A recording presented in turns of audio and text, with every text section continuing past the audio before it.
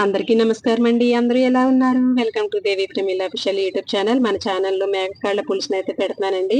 ఇక నేను చేసే విధానాన్ని అయితే ఒకసారి చూసి ఒకవేళ నచ్చితే గనక ట్రై చేయండి. కర్రీ చాలా బావుంటది. అందులోను వర్షాకాలం కదా! చక్కగా ముసురుతో ఉంటది. వేడి వేడిగా ఏదైనా తినాలనిపిస్తూ ఉంటది కదండీ! చికెను అవి అయితే వేడి చేస్తూ ఉంటాయి. ఇలా మేకకాళ్ళు అయితే పిల్లలకి కూడా మనకి కూడా బలమే కదా! మంచిదే కదండీ! ఇక ఇలా అయితే ట్రై చేయండి. జలుబు చేసినప్పుడు కూడా ఈ మేకకాళ్ళతో కూర వండుకొని తింటే భలే తగ్గిపోద్దంటారండి. ఇక నేనొచ్చేసరికి ఇలా లేతకాళ్ళు 1 కిలో అయితే తీసి పెట్టుకున్నాను. నీట్‌గా క్లీన్ చేసి పెట్టుకోవాలండి. పైన వెంట్రుకలు అవన్నీ తీసేసుకొని నీట్‌గా క్లీన్ చేసుకున్నాక కొంచెం పసుపు, ఉప్పు, అల్లం వెల్లిపాయ పేస్టు, కొంచెం వాటర్ పోసుకొని ఒక 7, 8 విజిల్స్ అండి. అంటే కాళ్ళు మనకి ముదురుగా ఉంటే గనక కొంచెం ఎక్కువ రావాలి. కొంచెం లేతగా ఉంటే గనక ఒక 7, 8 విజిల్స్ అయితే సరిపోతుంది. ఇలా ఉడకబెట్టుకున్న తర్వాత చూసారు కదా! చక్కగా బోన్ నుంచి స్కిన్ ఎలా డివైడ్ అయ్యిందో అలా చక్కగా ఉడికిపోతుంది. ఇలా ఇప్పుడు ఒక గిన్నె తీసుకొని చక్కగా మందమాటిది అందులో ఆయిల్ పోసుకొని వేడెక్కిన తర్వాత ఇక అందులోను కొంచెం గరం మసాలా అండి, హోల్ గరం మసాలా అయితే వేసుకొని వేగిన తర్వాత ఇలా ఉల్లిపాయ ముక్కలు, కరివేపాకు వేసాను. ఇక ఉప్పు వేసుకొని ఈ ఉల్లిపాయ ముక్కలు గోల్డెన్ బ్రౌన్ కలర్ వచ్చే వరకు కూడా వేయించుకోవాలి. ఇలా బ్రౌన్ కలర్ వచ్చిన తర్వాత ఇక మనం ఇందులోను ఏదైతే కారం వేసుకోవాలో స్పైసీగా ఉండాలి కాబట్టి కొంచెం ఎక్కువగానే పడుతుందండి కారం. ఇందులో ఒక 2 నిమిషాల పాటు ఇలా వేగిస్తే మంచి కలర్ అయితే వస్తుందండి కర్రీకి. ఇక మనం ఏదైతే ఉడకబెట్టుకొని పెట్టుకున్నాం కదా! ఇక అవి వాటర్‌తో సహా ఈ ముక్కలన్నీ ఇందులో వేసేసుకోవాలి. ఇలా బాగా కలుపుకోవాలండి వీటిని. ఉప్పు, కారాలన్నీ పట్టేటట్టుగా. ఒక 5 నిమిషాల పాటు మూత పెట్టి ఉంచేస్తే గనక మనకి ఆ స్పైసీ అంతా కూడా చక్కగా ముక్కలకు పట్టేస్తుంది.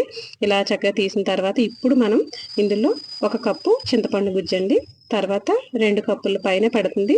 ఇవి కొంచెం గోరువెచ్చగా ఉన్న నీళ్లు పోసుకుంటే గనక మనకు ఆల్మోస్ట్ కుక్కర్‌లో ఉడకబెట్టుకున్నాం. తర్వాత ఇలా మగ్గబెట్టాం కాబట్టి ముక్క అనేది ఆల్మోస్ట్ ఉడికిపోతుందండి. ఇక ఈ చింతపండు గుజ్జులోను, ఆ వాటర్‌లోను మనకేంటంటే ఆ రసం అనేది దిగి పులుసు చాలా టేస్టీగా ఉంటుంది. ఇక తర్వాత వచ్చేసరికి ఇలా గోరువెచ్చని నీళ్ళు కూడా వేసుకొని ముక్క మునిగేంత వరకు నీళ్లు పోసుకున్నాక మీకు పచ్చిమిరపకాయలండి మీరు తాలింపులో వేసుకుంటే పర్వాలేదు. లేదంటే కనుక ఇలా నేనైతే ఎప్పుడు పులుసు కూరల్లో ఇలా పైనే వేస్తాను. చాలా బావుంటాయండి తినడానికి ఇవి. ఇక ఈ విధంగా అయితే వేసేసుకొని మూత పెట్టి ఒక 20 నిమిషాల పాటు మీడియం మంట మీద పెట్టేస్తే చక్కగా ఉడుకుతదండి కర్రీ నిదానంగా. ఇక తర్వాత తీసుకొని మధ్యలో ఇలా గరం మసాలా అయితే ఒక స్పూన్ అయితే వేసుకొని ఉన్న తర్వాత ఒక 10 నిమిషాల పాటు మళ్ళీ మీడియం మంట మీద ఉడకనివ్వాలండి కూరని నిదానంగా. ఇక తర్వాత మనకి కొత్తిమీర ఏదైతే ఉన్నదో కొత్తిమీర వేసుకొని ఒక 5 నిమిషాలు మగ్గనిచ్చిన తర్వాత అప్పుడు స్టవ్ ఆఫ్ చేసేసుకోవడమే. ఈ కర్రీ అయితే చక్కగా రెడీ అయిపోతుందండి. పొద్దున పెట్టిన పులుసు సాయంత్రానికి ఇంకా టేస్టీగా వస్తదండి. చాలా బావుంటది. ఒకసారి అయితే ట్రై చేసి చూడండి. ఇక రాగి సంకటిలోకి, వేడి వేడి అన్నంలోకి చక్కగా పిల్లలకి జలుబులు చేసినప్పుడు గట్రా ట్రై చేయండి. చాలా బావుంటది. ఇక తర్వాత వీడియో నచ్చితే లైక్ చేయండి, షేర్ చేయండి. ఛానల్‌ని అయితే సబ్స్క్రైబ్ చేసుకోండి.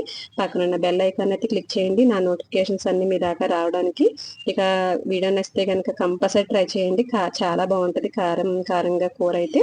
ఇక మళ్ళీ మంచి వీడియోతో మళ్ళీ మీ ముందుకైతే వస్తాను. అప్పటి వరకు ఉంటానండి. Thank you for watching.